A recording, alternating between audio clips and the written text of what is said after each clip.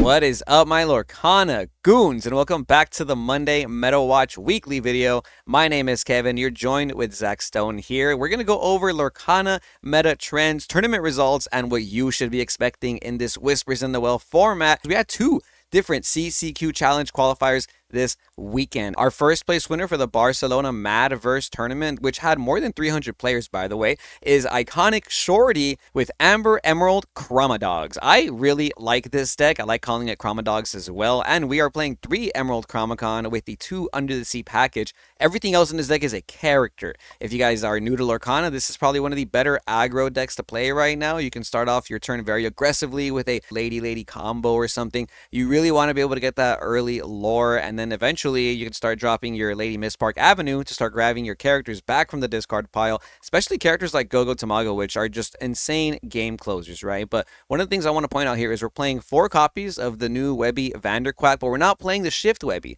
We're only playing 4 copies of this Webby, and I think it's because you want to be able to pump up your Lady Decisive Dog's Quest for 3, right? Yeah, I think that one drop Webby is also really important into like some niche situations where you want to like kind of trade up. Yes, this is I would say a very aggro control deck because you kind of like force your opponent into certain situations. You are turning guys sideways, but I think you kind of do it in like only 1 or 2 turns. It's not a deck where you just turn characters sideways all the time. It's like a build your board deck. And the reason why it can work this way is because of the package of 4 Mowgli and 3 Ursula Deceiver. Now, it's just going to be able to let you rip out of your opponent's hand, but the knowledge, seeing what your opponent has is so important because you can obviously make adjustments based on what cards your opponent is playing. And I promise you, if you're ever playing against blue decks and you're on the play and you Mowgli out their sail and they have no 2-drop ramp, it just feels like the most fairest blue deck you can play against. And this deck can just get going really fast by dropping a lot of early game characters. And then that Street Smart Dog is honestly one of the best cards in the game right now. Being able to just find all the characters you need. Again, putting all these 1s and 2s doesn't matter because you have the Shift Lady, but being able to just find your Under the Sea and get rid of some annoying boards is what I think this deck loves to do the most. We got 2 copies of Prince Philip, the Royal Explorer. This is a 3-cost character with Ward that can quest for 2. But what's really important about this is that we are seeing many decks play the Shift Prince, which is going to be able to banish the opposing board if they have any damage characters. So if I'm playing against this deck and I see a Prince Philip, I'm worried they're going to shift on me, right? If it's not open deck list, I'm not going to know what's coming down. So I think little text like that in this deck go a long way in this current meta. I also really like Lilo, the Escape Artist right now. That card is very strong in a deck like this where you can just draw a bunch of cards with Big Tramp and then dump all of your Lilos into the discard pile for later. But huge congrats to Iconic Shorty for getting first place at the CCQ with Green-Yellow Chromadogs, a very strong deck that I think we were kind of putting off on the back burner. We didn't really expect this was going to still do well in this meta because of like cards like Spooky Sight or stuff like that, right? So very glad to see that dogs are still in the meta. Before we go into the next one, Zach, I do want to point out that this top 8 for this list had 3 different green-yellow decks in it, or top 16, sorry. A couple different, 4 different green-yellow decks in it. So I feel like this deck is starting to, see a little bit more popularity than before. But let's go ahead and move on to our Steel Amber deck list from this tournament. This was also a top 8 list from the Barcelona CCQ, and Amber Steel, another aggro deck that I was writing off. I didn't think was going to be that good, but I think with the combination of this new Raja Protector, this is a 3-cost bodyguard with 3 strength and 4 willpower, and the Mickey Mouse Amber Champion, this deck can go a long way. We're only seeing 1 copy of the Mickey Mouse, but we're also playing 2 copies of the new Rapunzel Ready for Adventure. I like this card. We talked about it before in the videos last week. Then the ability to give some extra protection to your characters in a deck like this, in an aggro deck where you're already playing just so many 2 lore questers, I think is very strong, right? Giving your protection to this Raja bodyguard too is kind of crazy. It already has 4 willpower, so your opponent needs to have something like Captain Hook plus Challenger, or maybe like 2 different characters to swing over it, right? And then using the Rapunzel ability on your bodyguard is just going to make it even more annoying for your opponent to deal with. And then following that up with a Tiana, get out of here, bro, man. I thought we were done with Tiana. I thought Tiana was going to be gone from the format, low key. Like this is tilting. Seeing Tiana in a deck list right now is a little bit tilting, I will admit. Yeah, and if you think you're tilted from that, imagine if you're just sitting there fighting for your life with whatever cards you have, and your opponent goes search for clues and rips your last 2 cards out of your hand. Oh, Because they just yeah, top decked yeah, it. spicy. Yes, this is This is the 4-cost thinkable action that does read that the player with the most cards in hand chooses and discards 2 cards. Then, if you have a detective character in play, you will gain a lore. But I don't think there's any detectives in here. I'm like looking and I'm making sure, and no, there is not. So you're just ripping cards out of your opponent's hand, but you're more often than not going to be the player with the least amount of cards in their hand. You are pretty much emptying your hand out by turns 3 and 4. And so when this card does come off the top, you're going to be able to rip 2 cards. Again, you could have 0, they could have 2, and then when you draw it, it just gets rid of the last 2 cards in their hand. They could be holding their spooky sight, looking to make sure they can get rid of your wide, low-cost board, but they don't have it anymore. And again, 4 copies of Mowgli in this deck. The man cub is here to just take whatever you have, and again, if you have different options, you get to choose. But if you're only limited to 1 card that is not a character, you have to discard it. So it's really tough. I can see this deck really taking some wins, but it's going to be interesting because the meta is kind of shaping up to be a little bit more lower to the ground, I would say. And Amber Steel has always had a harder time when the meta becomes more lower to the ground, but it does have a lot of counterplay to a lot of removal going on right now. Yeah, I'm a little surprised to not see cards like he hurled his Thunderbolt in this deck. Granted, we're not playing any like singers or anything like that. We're still playing just the one Fire the Cannons. And for songs, we have 4 copies of I Won't Give In, which is pretty interesting. Maybe that's going to be a very clean way to recycle your docks or maybe even your Rapunzel ready for adventure. I'm telling you, I like this Rapunzel. I think it's a really good card. But I really like the point you made there, Zach. Amber Steel, a very strong deck in a field of Sapphire, right? And I think a lot of players went into this tournament or went into this weekend thinking Sapphire Emerald, Sapphire Steel, best deck, right? Like there's the most popular decks. Cinderellas are $65-$70. So obviously you're kind of almost guaranteed to play against some Sapphire throughout your tournament run. So I think taking a deck like Amber Steel aggro or Amber Emerald aggro, or even Purple Steel, which can, kind of push the boundaries of aggro too sometimes, is kind of what we're starting to see. We're starting to see people kind of approach the Sapphire meta with more aggression. And if you're not playing Sapphire Steel, you're going to have a little bit more of a tough time against some of these aggro decks. Another list from the same CCQ, this one being Amethyst Emerald, piloted by TOL T Leader. This is what I would call the new Rubiam because you do have the board wipe possibilities with the new Malicious, Mean, and Scary and the Vanquisher of Foes combo.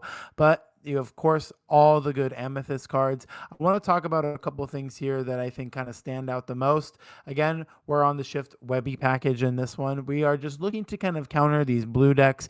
And again, when you're on the draw, you are still able to get some Webby value in some way, shape, or form. You don't have to assume that you can't play it into non-blue decks. When you're on the draw, it does actually become a character you can play. However, the new Flynn Rider boost card, I think this card's really good. Being able to just boost a card underneath this and bounce both back with the Madam M Elephant is something we talked about last video. So this is just a really strong combo. And again, even if you boost and you start questing, if they have to take it out later, it puts 3 damage on their character, and you are playing 3 copies of Gogo Tamago, so you're gonna be able to gain that lore. But imagine smacking a Hades Infernal Schemer with the Stomping Mad Iago and gaining 5 lore after that. So I actually really think Amethyst Emerald is a deck to really think about and have some playability and understand what their lines are trying to do. They have all the draw and removal that comes into this combo package, and I really think it can take some wins in the future of our tournaments. Oh yeah, this deck is cracked, and it is a hard deck to play. After last week's video, Zach, I tried to put this deck together on Fight Club and play online a little bit, and I was getting smacked around. Like, I do not know how to play this deck, but you made a very good point with the Elephant Bouncy Back Flynn Rider. Sometimes when I play this deck, I feel like I run out of hand size pretty quickly, which, it does feel like Ruby Am a couple formats ago when we had no Rabbit, but when you're able to bounce back your Flynn Rider with the Mim Elephant, what it's also doing is it's kind of giving you back more cards to your hand, and that's like really important, right? Because Flynn Rider, it's a good card, and maybe you just want to get the value against some of these matchups in the early game. You boost on turn 2, you start questing for 2 against some of these Sapphire decks, and on turn 4, you can just bounce back to Flynn now that you know he's going to get shot down by a Strength of Raging Fire or Fire the Cannons, or maybe even you play around your opponent's Elsa, right? The Elsa Fit Spirit, it'll just tap down the Flynn and swing over it, and instead of that, you just play the Elephant, and now you have 2 cards in your hand. That Flint can be used as ink now, which is really good, and you never know what you're going to get off the top of the deck. It could even be Prince Philip, Vanquisher of Foes for your shift line. And after playing this deck a couple times, I've learned that sometimes I do get free wins. I get free wins with this deck by just simply singing the mean and scary combo with Prince Philip, and for the next 2 turns, my opponent does not have an out to this 9-cost evasive body. It's kind of hilarious, actually. So if you don't have outs to the shift Prince Philip in your deck, you're not playing the metagame right ever at the moment. Like, you need to have outs to this card. And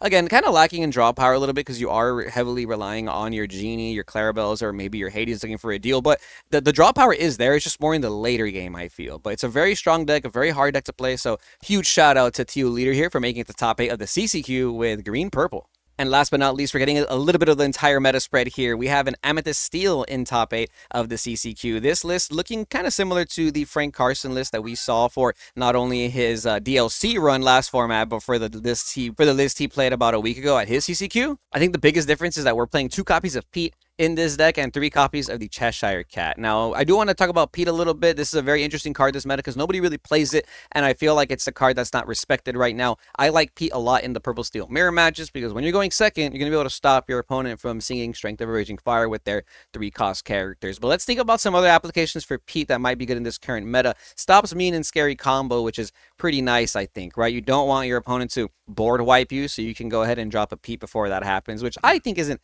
too bad, but it also is going to stop Strength of a Raging Fire. He hurled this Thunderbolt. Those are some very crazy songs that can be used against you in a Sapphire Steel matchup. So you have to time it right, though, right? Playing Pete on turn 3 is probably not going to be what you want to do, but against some of these Sapphire decks, playing a Pete at the right time will stop them from ramping, stop them from singing a song, and it can be kind of easy to read those moments, right? Especially when you know your opponent is trying to play into a Goliath or something like that. I feel like Pete's a good card right now, and unless you're really trying to go for this like aggressive, 4 Tinkerbell, 3 Timothy Q Mouse like Frank Carson was going, maybe you just play Pete over White Flower. But what do you think, Zach? So I have not a bad opinion on Pete. I just feel like in Purple Steel, Pete may not be what you were looking for. And let's actually talk about some of the ratios in this specific list. Again, congrats to you for making it with your Amethyst Steel. However, I'm not too sure if you are listening, but do let me know in the comments, or anyone else in the comments down below. I feel like if you are considering Pete, it's probably not for these Sapphire decks, right?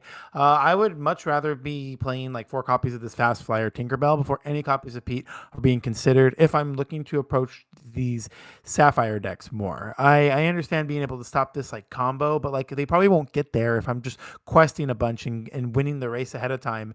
And you do have to kind of think about that, like when they are board wiping you, you can get high enough lore to where you don't have to start playing characters all the time, and you have a lot of draw power with Hades and Demona in this specific deck on top of the Dumbo and Genie package. So you're able Diablo to find a lot more cards, and Diablo is going to be something that replaces itself if it gets mean and scary. I will admit, I don't know how I feel about Diablo right now because of that combo, but it is something that does help you find more cards. And again, finding more cards means you can play more characters.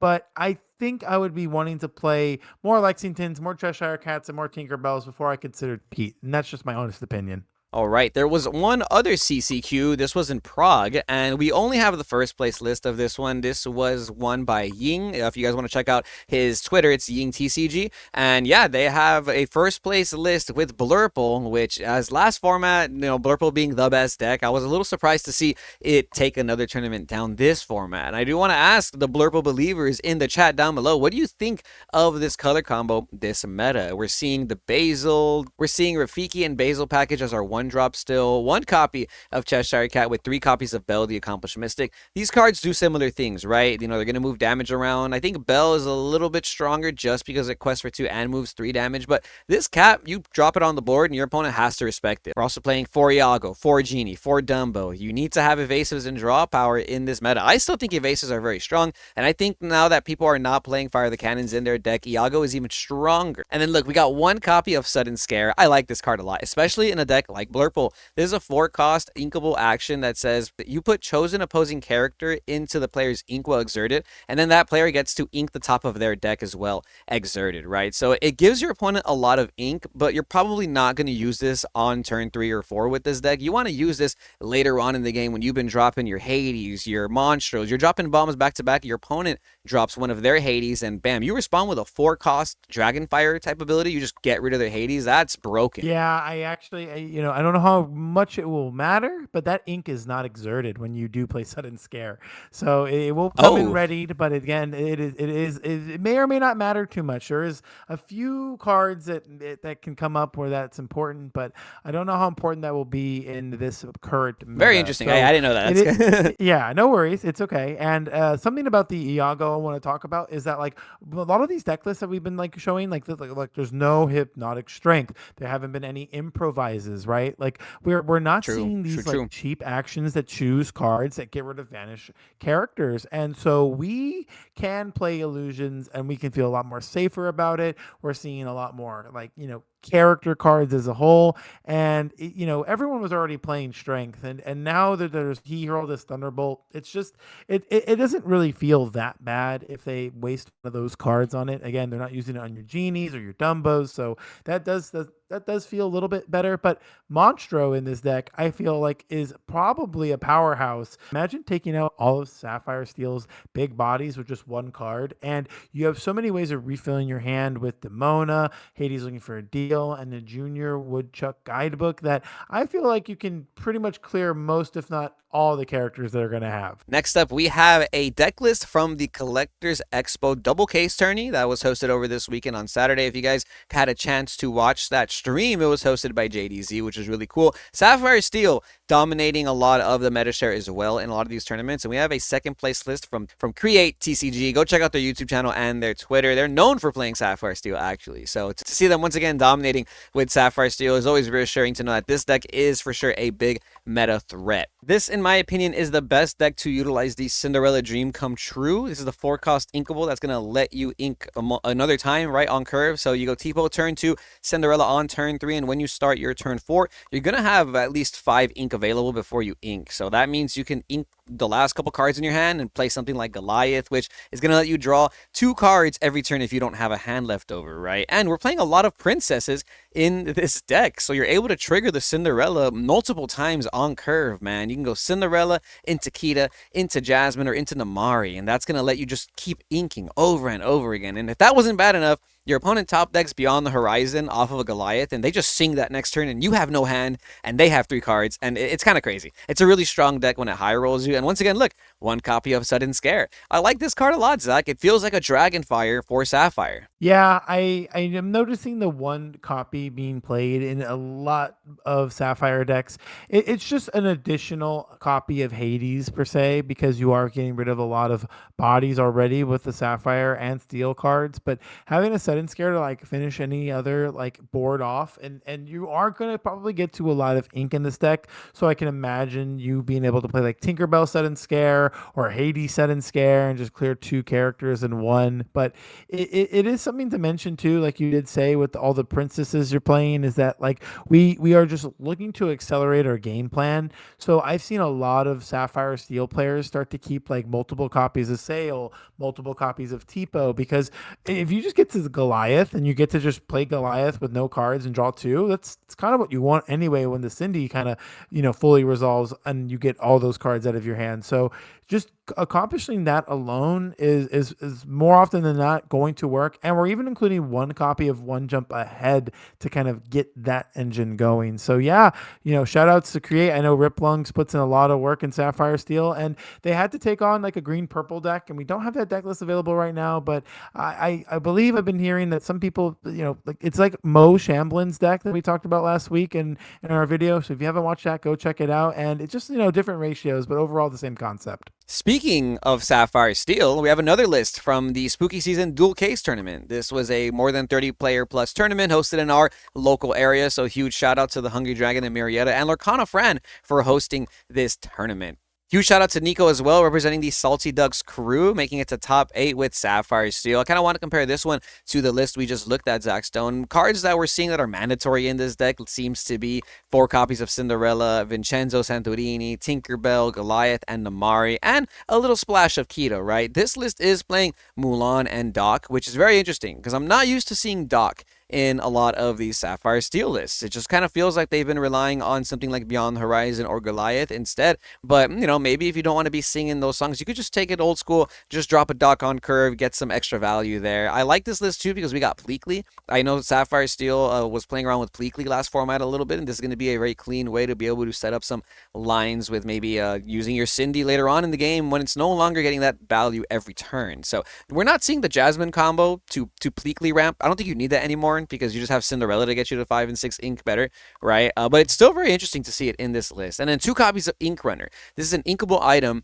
that lets you draw a card on play, but will also give alert to any character on your side of the board if you pay an extra ink. You don't have to exert the item though, so it's kind of like a once per turn ability, but still pretty good. I know, Zaxxon, you said last week giving alert to Tinkerbell, it just sounds broken, right? Think that's honestly like a game-winning combo, especially when you just don't play the Ink Runner out and you kind of just hold it to when they finally drop evasives and you go Ink Runner draw, Sneaky, then yeah. give something with alert so they just don't see it coming. But something that they also might not see coming is this Pleakley Tipo Sail combo. Now, when I say that, it's when you can go turn 2 Tipo into turn 3 Sail. You would ink twice, giving you 3 more ink, allowing you to quest with that Tipo, and Pleakley can put it into the inkwell, giving you a total of 6 ink, I think. And then after that, you can just start playing like Hades and Vincenzo's right off the bat. We saw this last format early on in some tournaments, and that seems to be like a lot more of a forgotten strategy. But I want people to remember, like Sapphire Steel just wants to ramp like twice before turn 5, so it doesn't really matter how you do it, like Cindy, Tipo, Pleakley, like any combination of these cards gets you there. You just want to find at least 2 of them before you get to a certain point. I'm glad you mentioned that their main game plan is to try and ink 3 times before turn 4 and 5, and I think that's why we're seeing the 1 copy of One Jump Ahead, right? I mean, we've been seeing this in a lot of Sapphire Decklist, Sapphire Steel specifically, and is that the reason, Zach? You just want to ramp as much as possible, so hey, let's just throw in the 1 extra ramp card just in case? Yeah, I've also seen people go as much, like I've seen people play multiple copies of One Jump. I've also seen people high roll going like Tipo, and then Cindy, and then singing One Jump with Tipo, so they have 7 ink by then. So Ooh, oh you no. can get you can get there, right? You can find these cards, and emptying out your hand is also the game plan too. So if you do find the One Jump Tipo line, then that helps your Goliath find more cards or even earlier.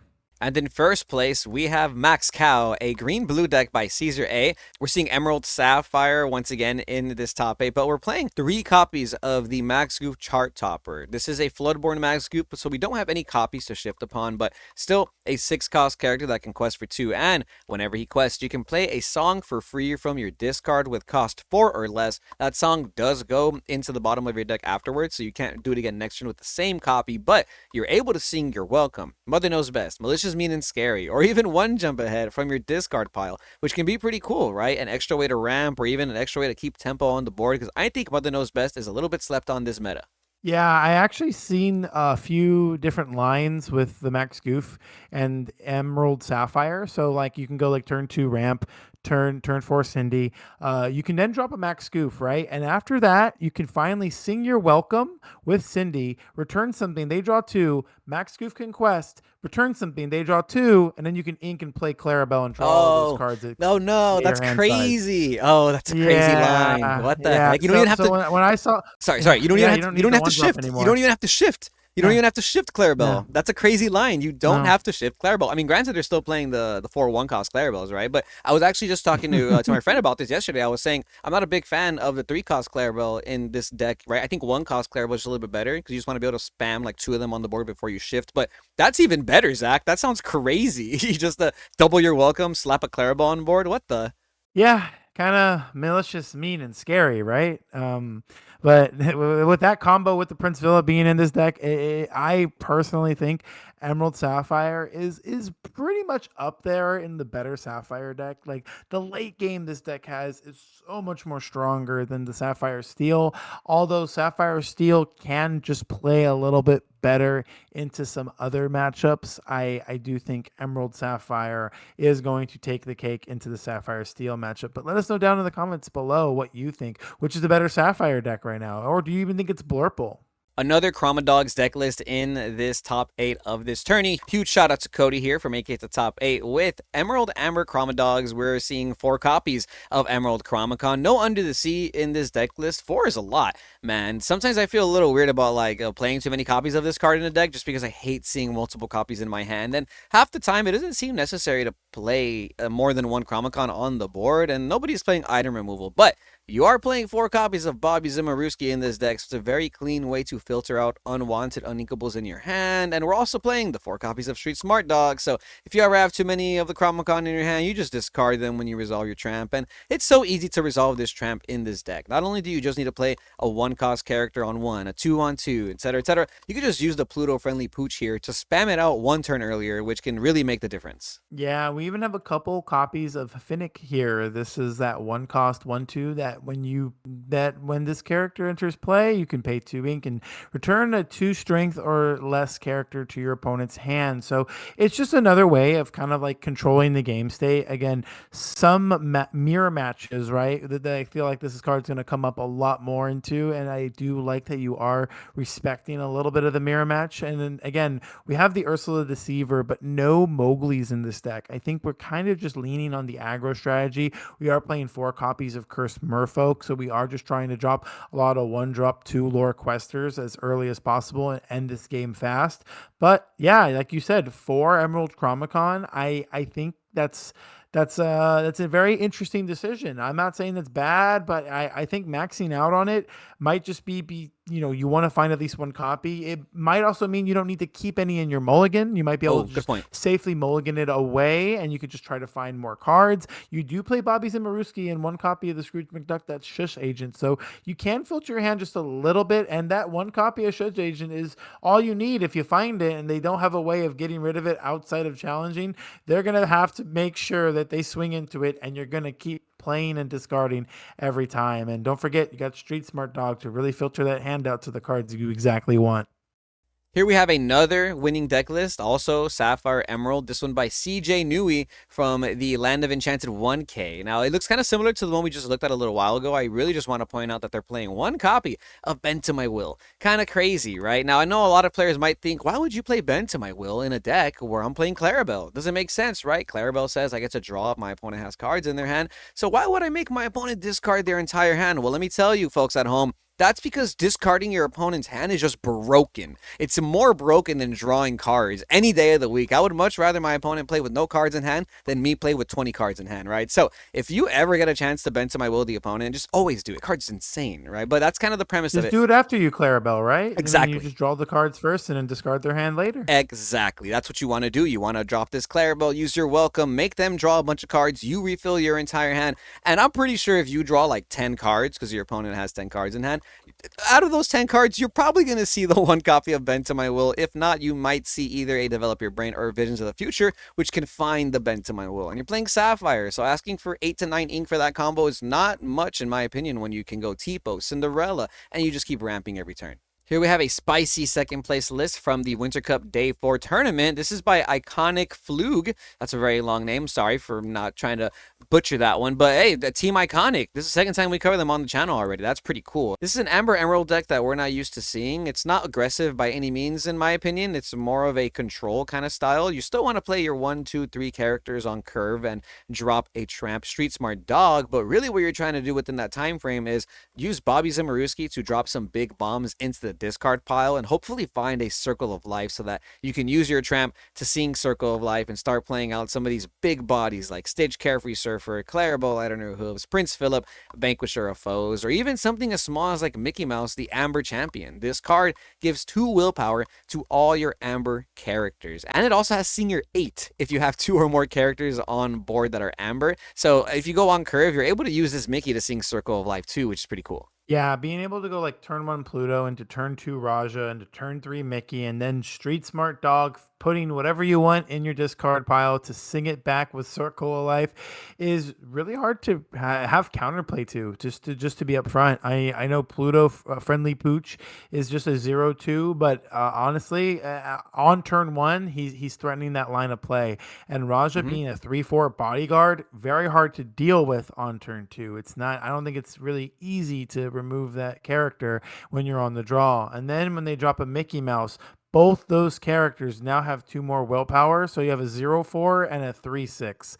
I don't think that's Wow. fair. I think that's a little bit of an issue, although you do have to high roll the 3 card combo. I think the mulligan pattern in this game, or the way you can mulligan, can really help that. But a couple cards I kind of want to talk about. We are playing Huey. This is also a 2 cost 2/3 that can do the same thing that the Pluto does. And we have Scar, the Vengeful Lion. This is a 4 cost 4/2 with Ward, but its ability, whenever one of your characters challenges a damaged character, you may draw a card. Well, malicious mean scary. You can put those damage counters on those characters, and you can just find more cards that way. Again, it also has wards, so they have a hard time dealing with it. It's a 4 cost 4 strength, and so that dodges a lot of other like forms of removal. It's kind of like one of these cards that just kind of sits there, and until you turn it sideways, you can't get rid of it. So yeah, I really like this deck a lot. Although it can get a little bit bricky if it high rolls, it's going to win a lot of games. And again, it has a board wipe, so why not try it?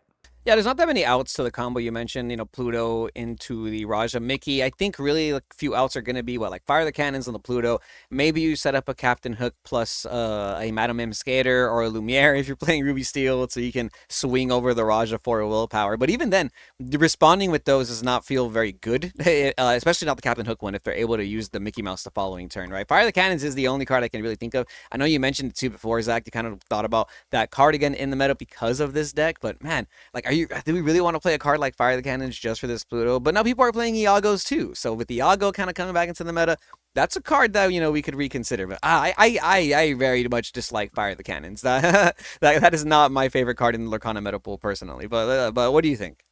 Yeah, I've thought about it plenty of times. But again, there's really very few counterplay to that when you're on the draw. When you're on the play, however, you can just kind of win the board just a little bit more. Depends on the deck you're playing, and again, you do have ways to remove characters with steel cards, and a lot of amethyst cards can turn opposing characters sideways. If you are playing Emerald or Amber strategies, ripping their songs out of their hand with your own Ursulas and Mowgli's is a way to also counter this deck. So it does have some ways to be beaten. It's really difficult. It has probably the most like gamble aspect to a deck I think that exists right now in Lorcana. All right, Zach Stone, we finally got a Ruby M list in top 8 of a tournament. Huge shout out to Garrick. He's a fellow content creator, so go check out their Instagram and their channel as well. And their cast, I believe, some of the Lorcana events, was pretty cool. But they made it to top 8 of this tournament playing Ruby Amethyst. And this is a Ruby Amethyst list that I really like. It's very low to the ground. We have a lot of 2 lore questers. We're seeing the return of Sisu, the Emboldened Warrior. We haven't seen this card see play in a couple formats. A 3-cost character with 1 strength, 4 willpower that'll quest for 2. But this card gets +1 strength for every card in the opponent's hand, which is pretty good in my opinion. Last format, didn't see much play because we were playing a very slow-paced Lorcana where you weren't really drawing many cards, and oftentimes we were just kind of relying off the cards on the top of our deck, or people were using cards like Finders Keepers or Second Star of the Right to draw, and that lets you basically draw and then dump your hand after. So Sisu wasn't seeing much play last format, but in this deck, I think you just want a bunch of 2 lore questers. You have the 4 copies of our Uninkable Diablo, a 2-cost character, 3/3. This can, safely quest for 2 against the opposing meta right now. You have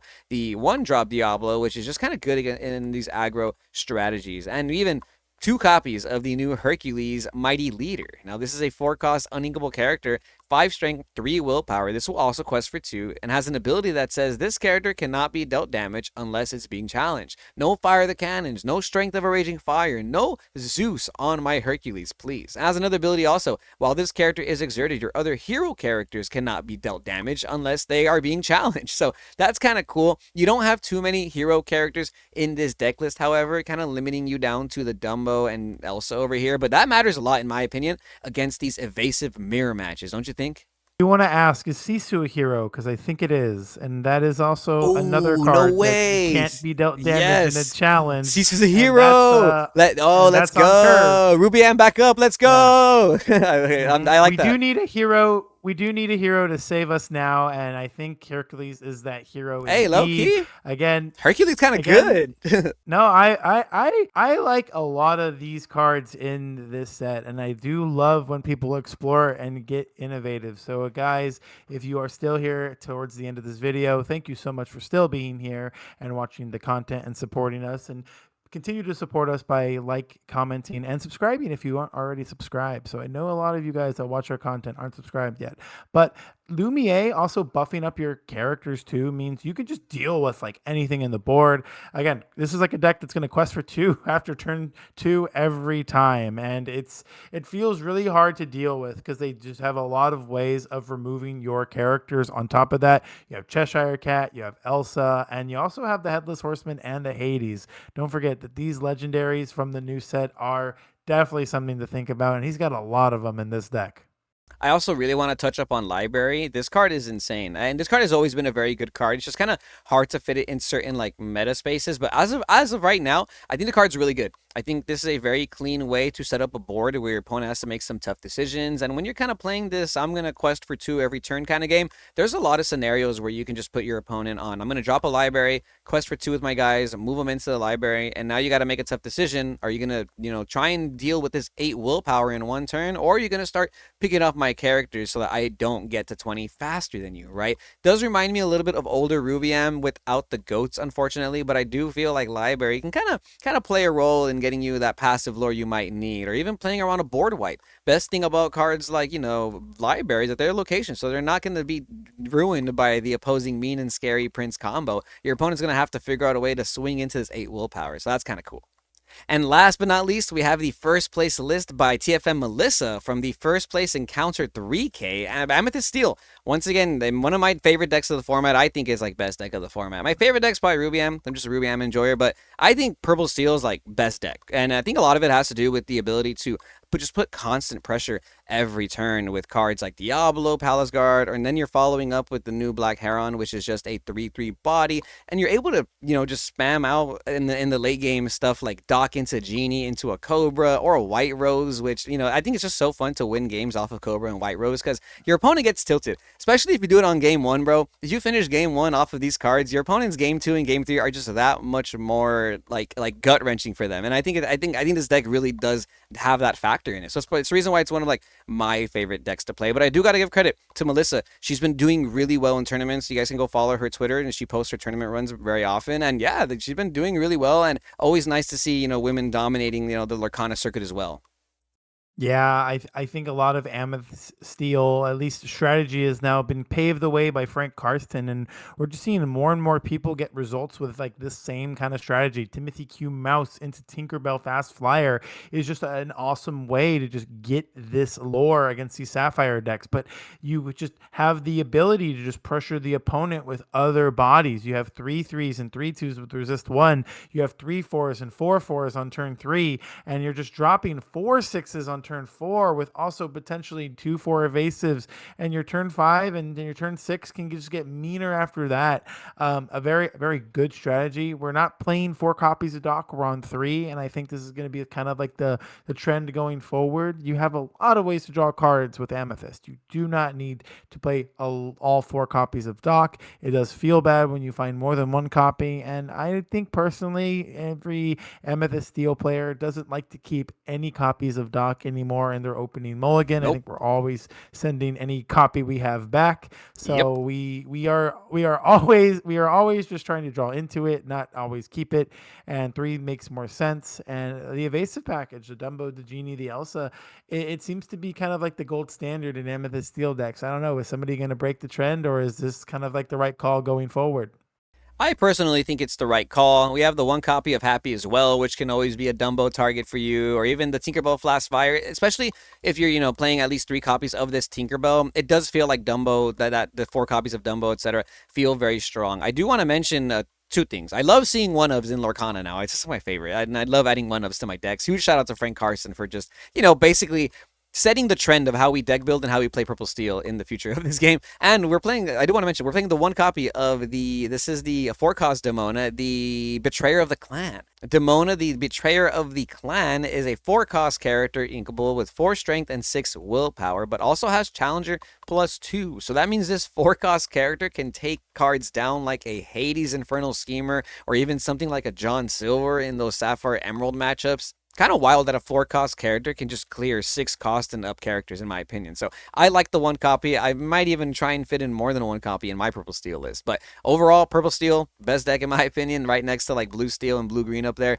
Emerald Chromadog's doing very good this format, guys. Already kicking off the format in the second week with some dubs. I think it's a very strong deck as well, so don't sleep on this deck, especially when they can play new cards like the new Webby Vanderquack, just trigger their ladies and stuff. But Zach, how are you feeling about the meta? I like it. Very refreshing compared to last format where there's not just like 6 Blurple decks in top 8. Although last meta was fine too, it felt a little bit interesting, a little bit diverse. This one just seems way more like the color combinations got a huge power boost. So it doesn't feel like it's just one deck winning right now, right?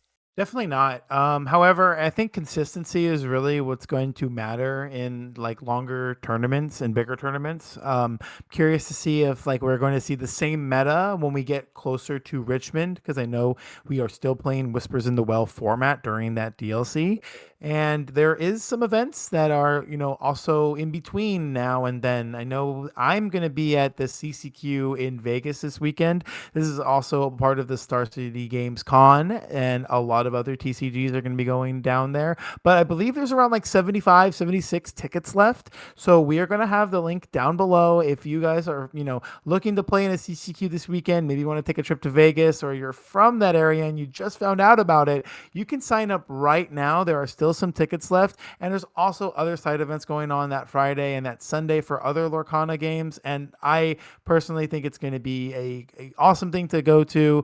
I've never been to a Star City Games Con before, but I know some people that have gone, and they like it. And I've also gotten to some other TCGs, so I'm kind of curious to see what else is going on there. But yeah, this is going to be an awesome event, and if you do see me, do say hi. Yes, if you guys are going to be at the Star City Games Con, go say hi to Zach, Lorcana Goons representative here, and so he'll give you some stickers too if he has them. I think that's going to be really cool. I am not going to go, unfortunately, not in my budget right now, but it sounds really fun, and I do want to let people know, if you're like nervous about going to play your local tournaments, or if this is kind of something you're new to doing, I do not only recommend you guys go, but I think it's important to go. I think Lorcana right now is in a TCG space where there's a lot of other games in the industry, and in the last year or so, I've personally seen a decline in the amount of players that are playing this game and going to the tournaments, and it's for a variety of reasons. And it's not even people that are playing in general, because a lot of my friends play online, but I think it's really important to show up now and go play in person. And yeah, if you guys are worried about the experience, about losing, or not doing well, I just don't think about that. In my opinion, it's really just about having fun, playing these tournaments, and you never know, you can be the next Star City Games champion. Like some of these decks, they play themselves, and sometimes some people have bad luck. You can have the best luck of your day, and you can open up Chromacon every time you need it, spam out all your one characters, and just have a good time. So I do recommend you guys join these tournaments. Never doubt yourself, because you guys can be your next champion as well. And until then, remember to stay tuned to Lorcana Goons. Like, comment, and subscribe if you like this content, because it does support the channel, and we'll see you Goons next time.